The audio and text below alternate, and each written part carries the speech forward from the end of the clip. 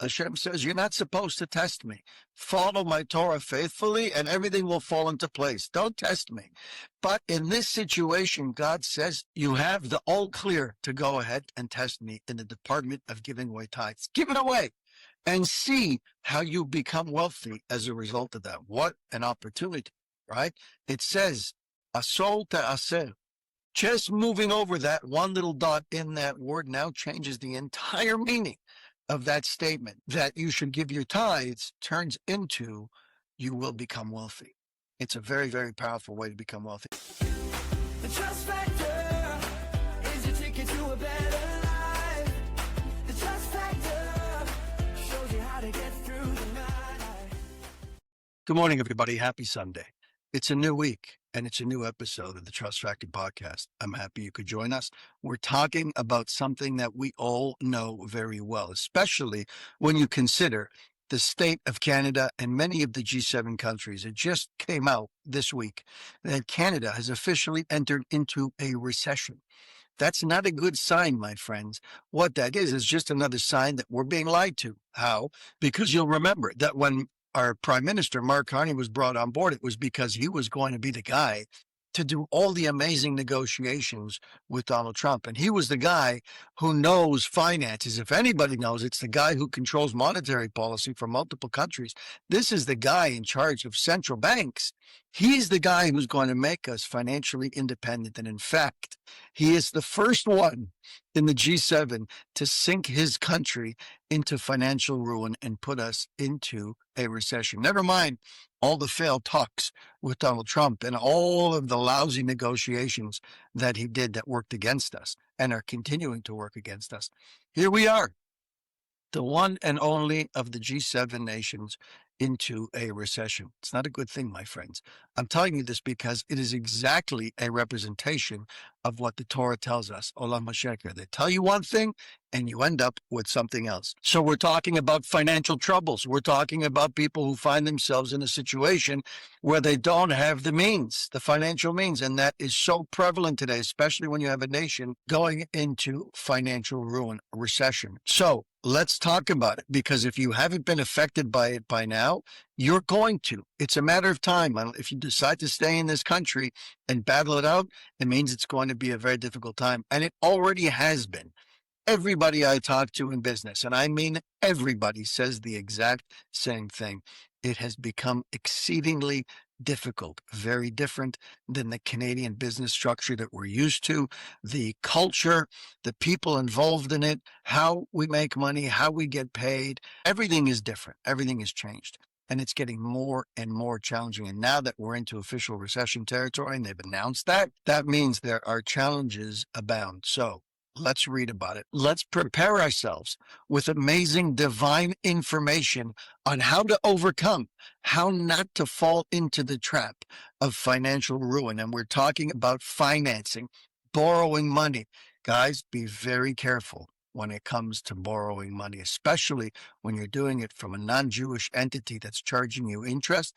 You're setting yourself up for disaster. Now, it says that the biggest mistake that people make is thinking that they're making more money by juggling big sums. You feel like you're a macher. You feel like you're an important person when I'm the guy juggling big money. I got myself $1 million line of credit, and now I got to allocate funds, and I got to move things around, and I got to set up fancy structures, and I got to make sure that I'm paying this one and that one and the interest on the debt. You feel like you're an important person because you're juggling large sums of money. What a mistake.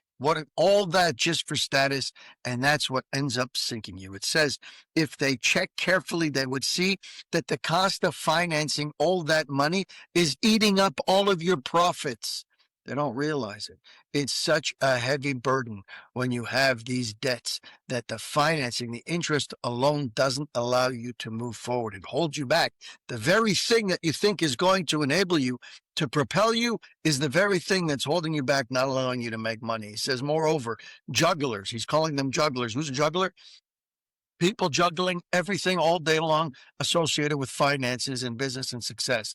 I've got investments in this company. I've got my stock market investments. I've got more companies I'm investing in. I've got people I'm investing in. I've got all these different projects that I'm juggling. Just by virtue of juggling them makes me feel like I'm important and successful. And in fact, when the dust settles, when the smoke clears, you're left with nothing, or God forbid, you're in debt.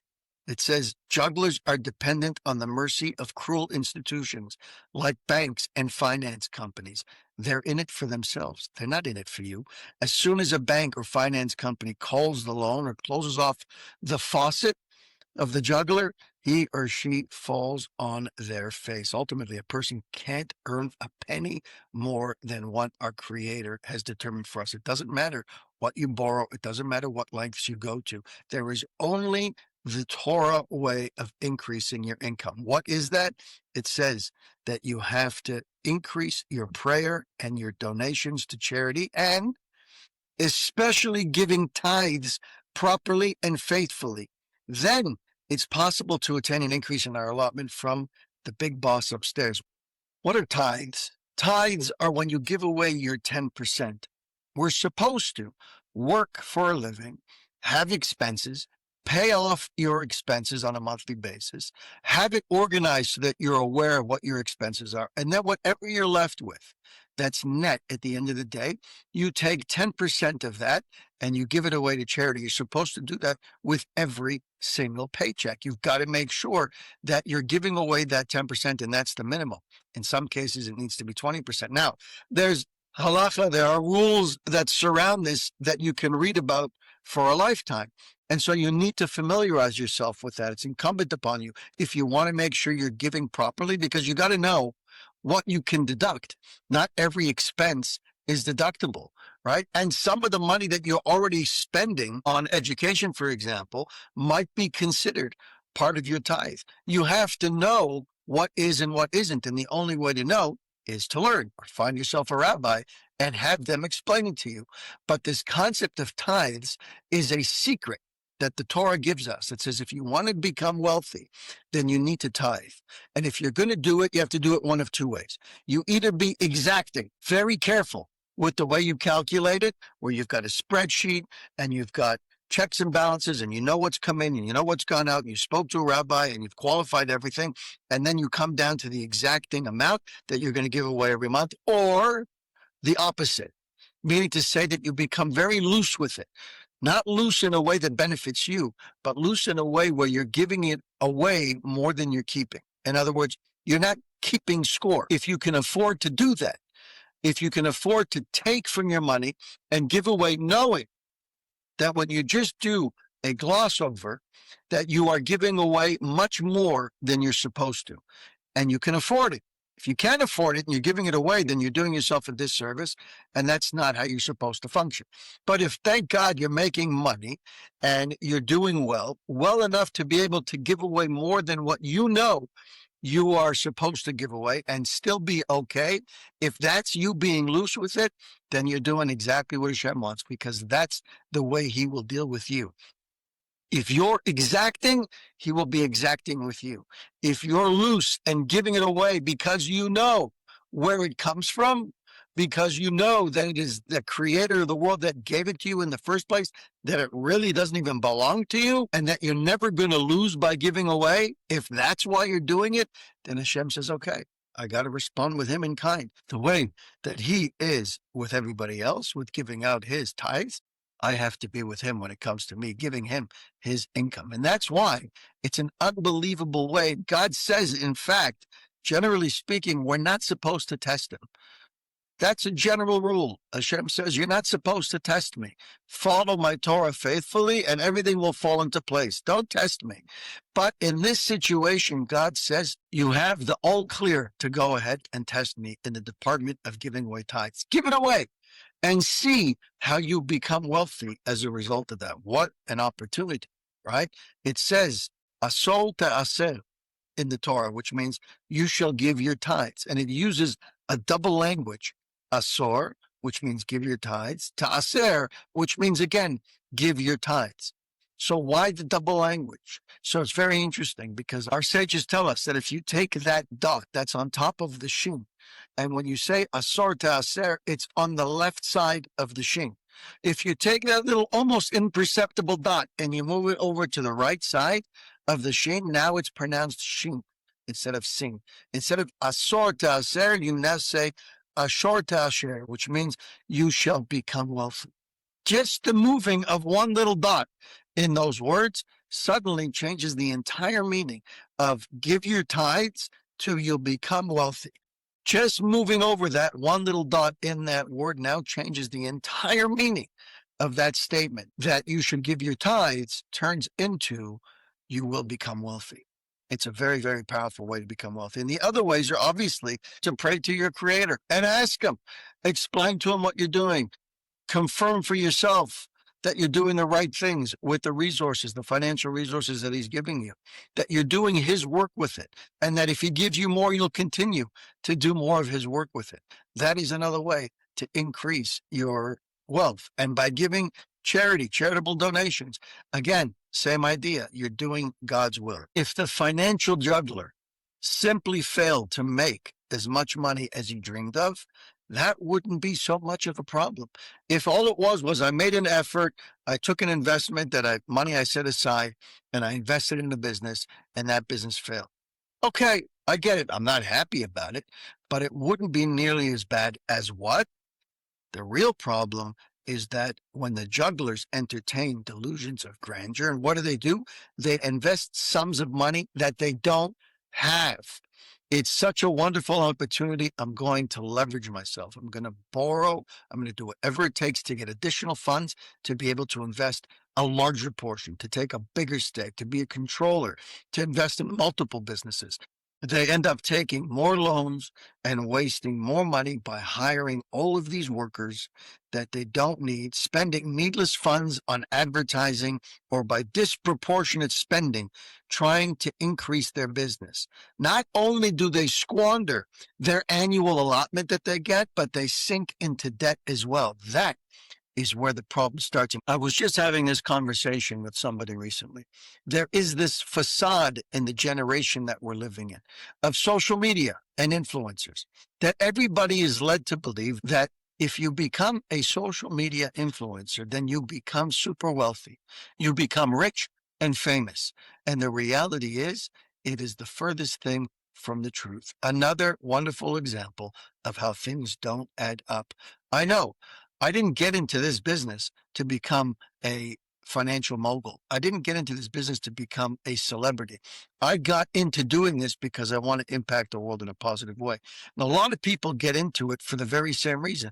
My wife, for example, has a cooking channel. She does it not because she wants to become rich, but because she loves cooking and she loves sharing her recipes with the world and getting feedback from people. It builds her up and it makes her feel good that she's helping people to deliver amazing meals to their families. So that's why a lot of people want to become influencers in the first place, because something bothers them. Something is awake inside of them and they want to help change the world in a positive way. Now, you know who knows that? The platforms. The YouTubes, the Facebooks, the TikToks, they know that very well.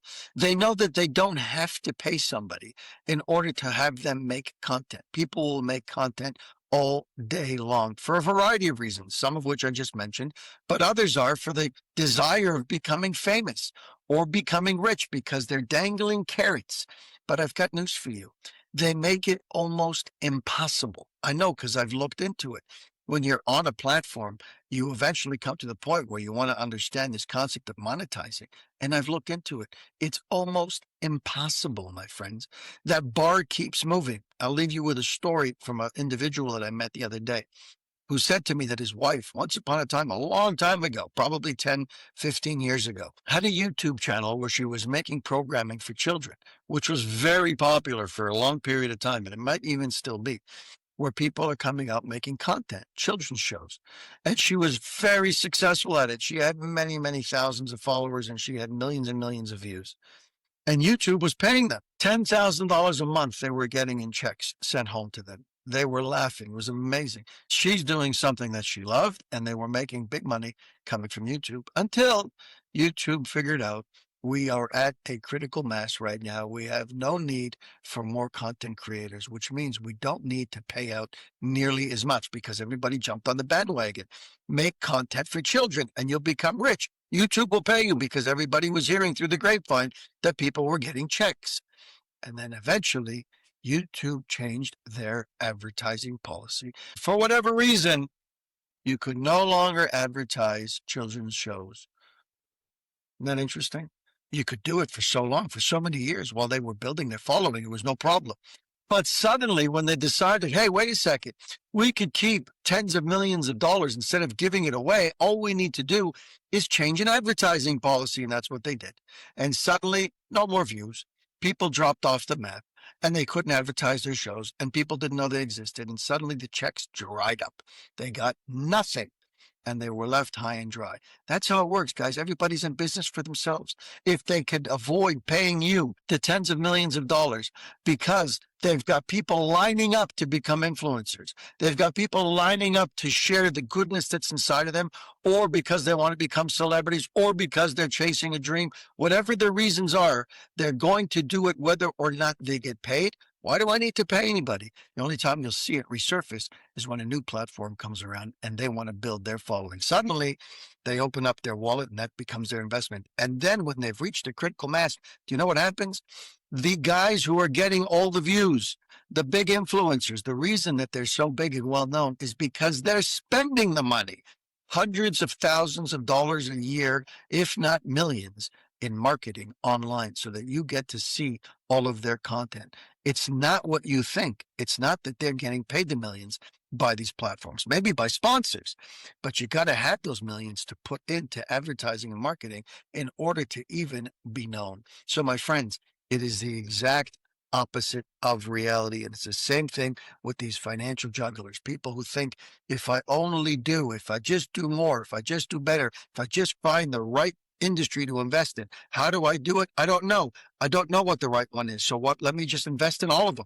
Let me go and cherry pick all these different investments and go ahead and invest in them. And the reality is that becomes a recipe for disaster. Why? Because you're leveraging yourself to do it, which means you don't have the resources to put infrastructure in place to follow all of these businesses and investments that you're in. A guy who's got billions that you want to be like because he's investing in these businesses, I've got news for you. He has the ability to put systems in place, to be able to monitor, to hire high-level professionals, to report back on a regular basis, to check profitability on a regular basis, to make sure money's not walking out the back door on a regular basis. You, as somebody who is leveraging yourself, you don't have the ability to put those mechanisms in place. So everything starts falling apart because you don't have controls.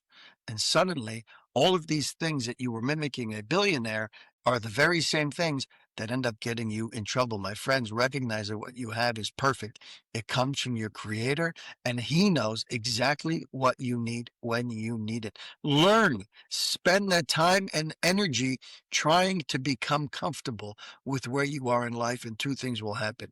You'll stop leveraging yourself to get all this money to invest in everything to become the next billionaire, which 9 times out of 10 will not happen if he doesn't want it to happen, right?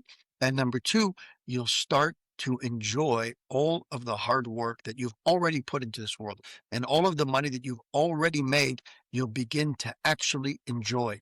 Because the biggest shame would be that you went through this life and you worked so hard and you produced so much, and yet the clock ticked so fast because you were so busy trying to make more, and you realize when you look back that you missed out on the opportunity to enjoy the fruits of your labor. Let that not be us, my friends. Have an amazing day, have an amazing week, and we'll chat again soon.